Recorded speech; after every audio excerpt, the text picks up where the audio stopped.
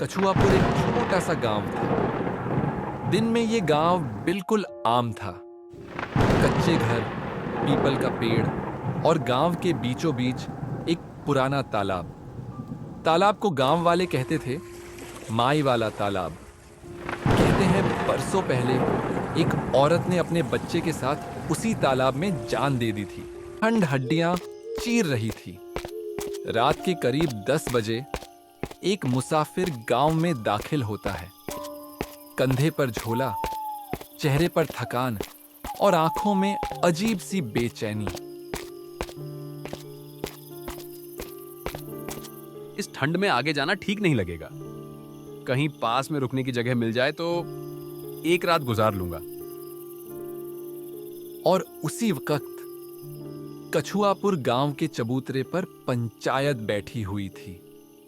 हवा में अजीब सी ठंड थी, जबकि अभी पूरी रात भी नहीं हुई थी। तीसरा आदमी है ये, तीसरा जो तालाब की तरफ गया और वापस नहीं लौटा। मुखिया जी, रामदीन का लड़का तैरना जानता था, फिर भी उसकी लाश तक नहीं मिली। क्योंकि अब वो तालाब लाश नहीं देता, वो रख लेता है। पूरी पंचायत में सन्नाटा छा जाता है। कल रात किस किसने आवाज सुनी? धीरे धीरे 3 हाथ उठते हैं। मुखिया, बिल्कुल माँ जैसी आवाज थी। कह रही थी, आजा बेटा। अगर ये ऐसे ही चलता रहा तो अगली बारी किसकी होगी? तभी गांव की कच्ची सड़क से कदमों की आवाज आती है। सबकी नजर उधर जाती है। धुंध के बीच से मुसाफिर निकलकर आता है। कंधे पर झोला, चेहरे पर सफर की थकान। नमस्ते, क्या रात रुकने की कोई जगह मिल सकती है? पंचायत में फिर सन्नाटा। मुखिया उसे ऊपर से नीचे तक देखता है। बाबू, आज का दिन ठीक नहीं है। क्यों, कोई त्योहार है क्या? भीड़ में से एक आदमी बोल पड़ता है। त्योहार नहीं, मौत का मौसम है। मुसाफिर हंसने की कोशिश करता है। अरे भाई, मैं सुबह निकल जाऊंगा, बस एक रात। तुम लोग इसके सामने उस तालाब की बात क्यों कर रहे हो, जबकि इसे कुछ नहीं पता? पता भी नहीं होना चाहिए। मुसाफिर चौंकता है। किस बात का पता? आप लोग किसकी बात कर रहे हो? मुखिया कुछ पल चुप रहता है, फिर बोलता है। हम पंचायत में मई वाले तालाब की बात कर रहे थे। माई वाला तालाब? ये क्या है? मैंने पहले कभी नहीं सुना। कल सुबह रामदीन का लड़का तालाब की तरफ जाता दिखा था, पर वहां से लौटा नहीं। मुखिया उसको हाथ के इशारे से चुप करने की कोशिश करता है। अरे भाई, ये सब डर की बातें होंगी। बहुत हो गया। हर बात में डर फैलाना बंद करो। तुम इन बातों में मत पड़ो। आज की रात मेरे घर रुको। भीड़ में फुसफुसाहट शुरू हो जाती है। पर मुखिया, आज की रात। मैं जानता हूं आज कौन सी रात है। मुखिया आगे आगे और मुसाफिर पीछे पीछे गांव की संकरी गलियों से चलने लगते हैं। चारों तरफ धुंध उतरने लगी थी। तभी एक मोड़ पर कुछ औरतें जमीन पर बैठी हुई दिखाई दी। जैसे ही उनकी नजर मुसाफिर पर पड़ी, उनके चेहरों का रंग बदल गया। ये कौन है? मुखिया जी के साथ? लगता है कोई मुसाफिर है, पर आज की रात। मुखिया जी, ये कौन है और आज की रात आप इसे अपने साथ ले जा रहे हो? कुछ नहीं, बस एक मुसाफिर है। आज रात यहीं रुकेगा और कल चला जाएगा। पर मुखिया जी, आज की रात तो वो सब मैं अपने आप देख लूंगा। मेरे होते हुए इस गांव में इसे कुछ भी नहीं होने दूंगा। इतना कहकर मुखिया मुसाफिर को वहीं से सीधे अपने घर की ओर ले चलता है।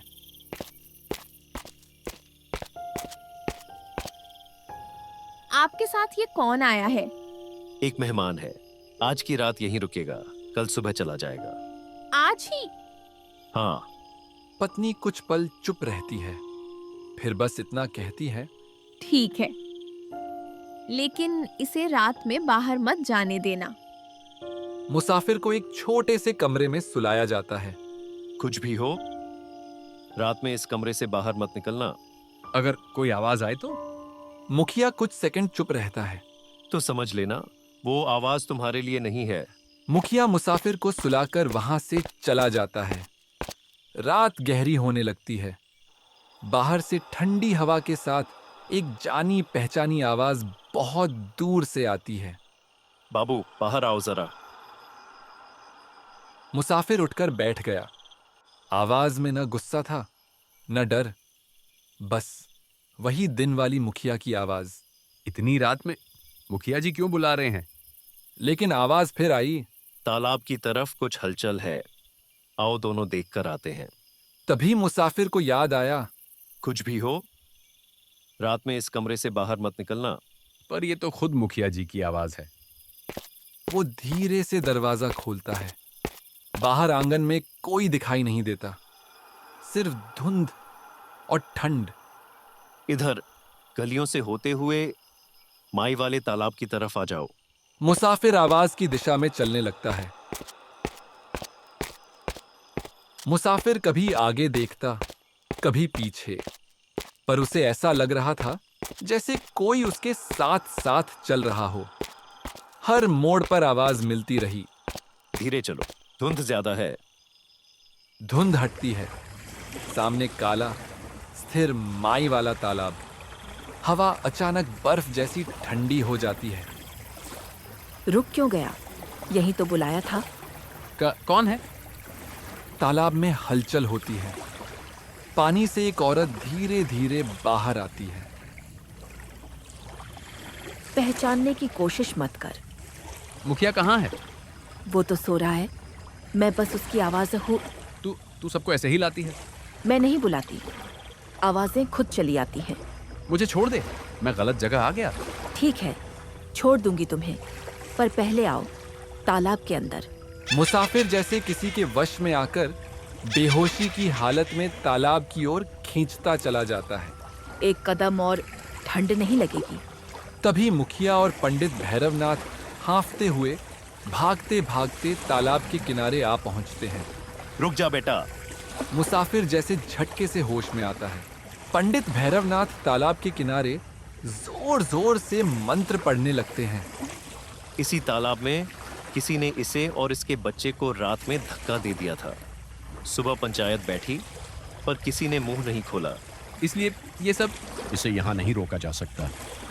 सभी गांव वालों को बुलाओ, हमें पुराने कुएं के पास जाना होगा। गांव के सब लोग पुराने कुएं के पास खड़े थे। ठंड से हाथ सुन्न हो चुके थे, लेकिन किसी की हिम्मत नहीं थी कि वो वापस जाए। वाह, आज तो पूरा गांव आ गया। जिस रात मैं चीखी थी, उस रात किसी का दिल नहीं जागा था। बहुत हो गया, अब डर नहीं, फैसला होगा। फैसला? पंचायत में भी फैसला हुआ था और उसी फैसले ने मुझे मारा था। तू इंसाफ से नहीं भाग सकती, अब तेरा घमंड टूटेगा। उस पल कुएं के ऊपर एक तेज झटका सा होता है। काश उस रात कोई एक आदमी सच बोल देता। उस दिन के बाद कछुआपुर गांव से फिर कभी कोई गायब नहीं हुआ। कैसी लगी आपको ये कहानी? अगर आप इसका पार्ट 2 चाहते हैं तो कमेंट करके जरूर बताइए। और ऐसी ही और डरावनी कहानियों के लिए चैनल को जरूर सब्सक्राइब कर लें।